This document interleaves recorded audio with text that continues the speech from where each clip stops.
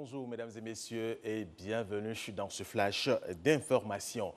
En France, Emmanuel Macron, le candidat de la France en marche avec 23,75% des voix, est arrivé en tête du premier tour de l'élection présidentielle française hier dimanche. Il dit être la voix de l'espoir pour la France et pour l'Europe. Il affrontera au second tour Marine Le Pen, candidate du Front National, qui est arrivée en deuxième position avec 21,43% des suffrages. La ministre congolaise de la promotion de la femme et de l'intégration de la femme au développement est en mission de travail ici, en Côte d'Ivoire. Elle a eu une séance de travail avec la ministre ivoirienne de la femme, de la protection de l'enfant et de la solidarité, Maria Toukone. L'autonomisation de la femme et l'éducation de la jeune fille au centre d'une rencontre entre la ministre ivoirienne Maria Toukone et la ministre congolaise de la promotion de la femme et de l'intégration de la femme au développement.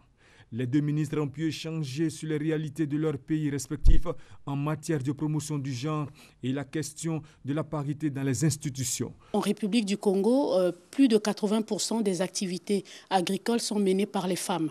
Et donc cela constitue pour nous une base très importante pour atteindre l'autosuffisance alimentaire. Nous avons tout dernièrement institué dans notre constitution, en son article 17, la loi sur la parité.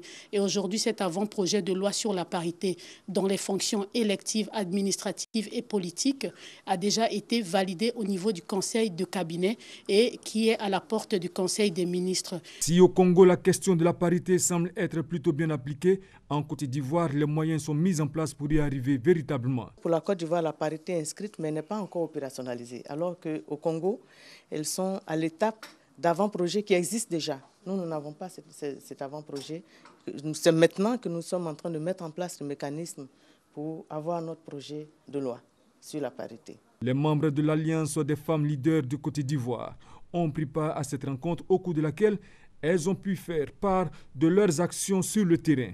Cette visite de la ministre congolaise intervient dans le cadre du renforcement des liens de coopération et d'échange d'expériences entre les deux pays.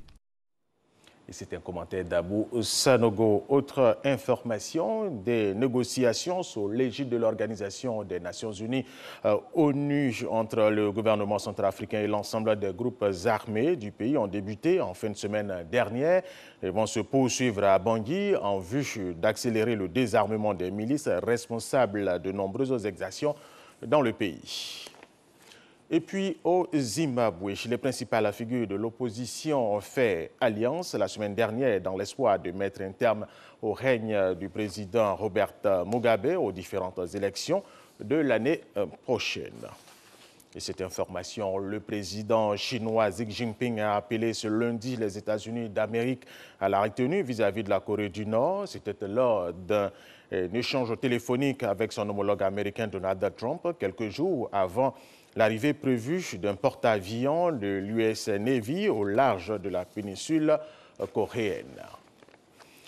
Et nous allons terminer avec cette information. Des combattants du groupe djihadiste État islamique habillés en soldats ont attaqué hier dimanche un convoi gouvernemental irakien dans une région désertique de l'ouest de Bagdad, tuant 10 soldats. Voilà, et c'est la fin de ce flash d'information. Merci de l'avoir suivi. Je vous retrouve tout à l'heure à 13h.